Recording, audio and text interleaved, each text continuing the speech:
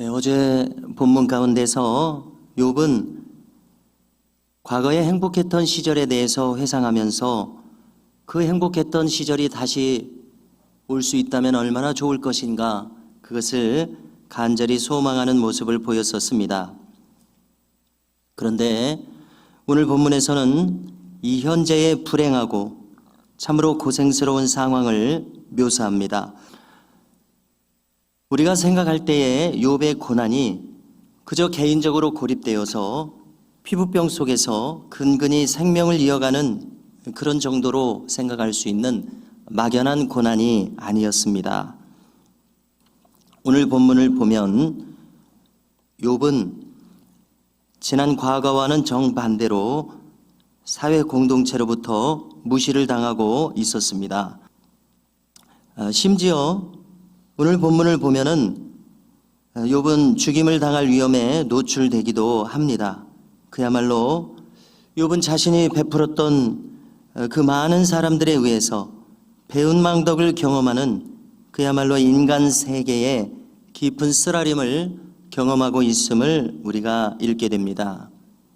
1절에서 볼 수 있듯이 욥보다 훨씬 젊은 자들이 욥을 조롱하고 있습니다. 그들의 아비들에 대해서 거론을 합니다. 이것은 그리 좋은 표현은 아니겠습니다만은 본문 그대로 보자면 양떼를 지키는 개들 중에도 둘만하지 않을 정도로 천한 처지에 있는 사람들이었다, 이렇게 말합니다. 그래서 이것은 한마디로 불량한 사람들에 의해서 조롱을 당하고 위협을 당하는 이러한 상황이었습니다. 욥의 재산이 다 사라졌고 명예도 없어졌고 이렇게 인간적인 처지에서 가장 이 낮은 자리로 추락하였던 이 욥의 위상 때문에, 그는 과거에 이 성읍의 지도자였었습니다마는 그 모든 그를 지탱하던 것들이 무너졌기에 그를 보호할 수 있는 어떠한 안전장치도 없이 사회에서 가장 낮은 처지에 있는 이 불량한 자들에 의해서도 이렇게 위협을 당하고 또 조롱을 당하고 있는 이러한 쓰라린 모습입니다.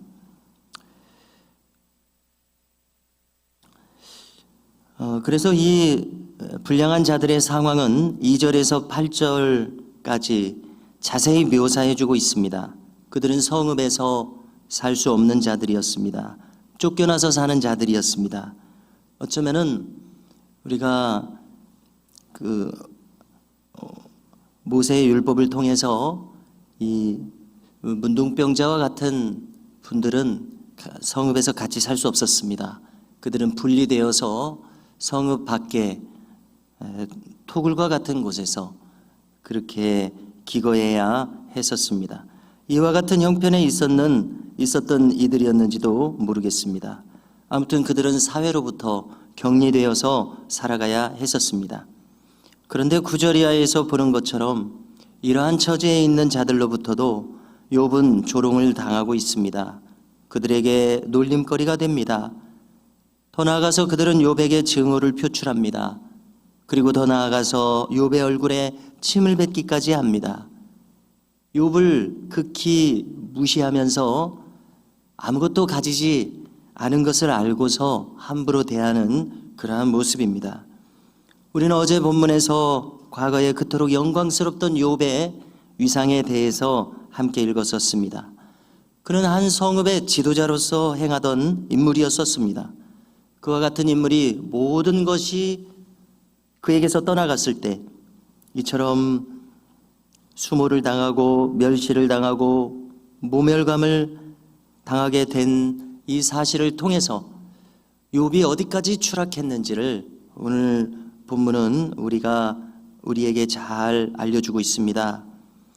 그래서 오늘 본문 마지막 개를 보면은 욥은 지금 당하고 있는 이 상황을 다음과 같이 이해할 수밖에 없었습니다. 어떻게 이해했습니까? 그는 비유하기를 하나님이 활 희위를 늘어지게 하듯이 욥의 인생이라고 하는 이 팽팽하고 찬란했던 바로 그 시절을 나타내는 이 활 희위를 이제는 늘어지도록 만드셨기 때문에 이렇게 되었다, 이렇게 말하고 있습니다. 즉 나의 인생을 이렇게 인도하신 이는 하나님이 하시는 일이시다, 이렇게 말하고 있는 것입니다.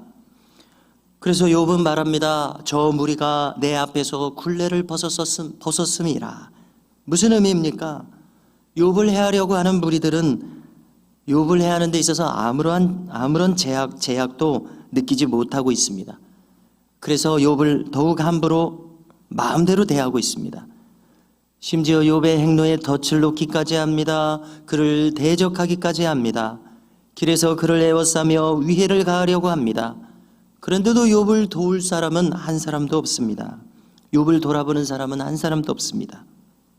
그래서 그들은 마치 전쟁에 공성전이 있지 않습니까? 성을 무너뜨리고 함락하려고 들이닥치는 것처럼 그와 같은 기세로 욥에게 달려들고 있다고 말합니다. 그래서 욥은 공포에 떨 정도였습니다. 왜 아니겠습니까? 그리고 스스로 말합니다. 그 자신에게서 어떠한 품위도 찾아볼 수 없을 정도의 이와 같은 참혹한 처지에 떨어져 버렸다, 이렇게까지 기록해주고 있습니다. 성도 여러분, 그야말로 욥은 모든 것을 잃었습니다.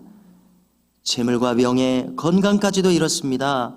그리고 거기에다가 어떠한 안전장치도 없이 이처럼 신변의 위협까지 느끼고 있었습니다. 어쩌면 과거에 그로부터 도움을 얻었을 만한 자들로부터 이와 같은 배은망덕을 경험하고 있습니다. 어쩌면 그들은 그렇게 부유하고 명망이 높았던 욥의 대문 앞에서 그들을 좀 도와주실 것을 간절히 청했었는지도 모릅니다. 그러나 아무것도 없는 욥에 대해서 지금은 이렇게 함부로 대하고 있습니다. 이것이 어쩌면 세상의 인심일 것입니다. 아무런 힘도 없다면 함부로 대하는 이 세상의 인심을 우리는 잘 알고 있습니다. 욥으로서는 이것이 도무지 납득할 수 없는 상황입니다. 그러나 아무튼 욥에게 이와 같은 상황이 주어졌습니다. 도무지 이해할 수 없지만 어쨌든 이렇게 이끄신 분은 하나님이신 것을 욥은 알고 있습니다. 욥은 질문할 만합니다. 왜 저에게 이러한 일이 일어납니까? 인간으로서는 이렇게 질문할 수 있습니다마는, 그러나 또 다른 측면에서는 왜 나만은 예외가 되겠습니까? 예기치 않았던 불행, 예기치 않았던 고난, 그것은 다른 사람에게만이 아니라 얼마든지 나에게도 일어날 수 있는 일임을 우리는 지금까지 인생을 살아오면서 얼마든지 추측할 수 있습니다. 이것이 바로 인생의 불가해한 측면입니다. 우리로서는 저 깊은 하나님의 경륜과 그 섭리를 다 알 길이 없습니다. 그러나 또한 분명한 것이 있습니다. 하나님께서 이 일을 허락하신 것이니 이것을 푸실 수 있는 분도 하나님이신 것은 분명합니다. 그리하여 인간으로서는 여전히 이 하나님을 의지하며 기도하며 인내할 뿐입니다. 지난 기회에 나누었던 것처럼 이 인내는 쓰라림만을 곱씹는 그 와신상담의 인내가 아닙니다. 신앙인의 인내는 무엇입니까? 반드시 합력하여 선을 이루실 신실하신 그분에 대한 인내입니다. 또 더 나아가서 우리에게 요청되는 믿음이 있습니다. 우리는 다니엘의 저 세 친구의 믿음을 우리는 떠올릴 수 있습니다. 그들은 그와 같은 위경에서 자신들을 구하여 주지 아니하실지라도 여전히 하나님을 믿노라고 그들을 지켜보고 있는 세상 사람들 앞에서 생명을 담보로 한 신앙을 나타냈었던 것입니다. 우리도 이와 같은 믿음의 선진들의 신앙을 따라서 여전히 나를 붙들고 계시는 하나님께 대한 신뢰를 잃지 않는 우리 모두가 될 수 있기를 간절히 소망합니다.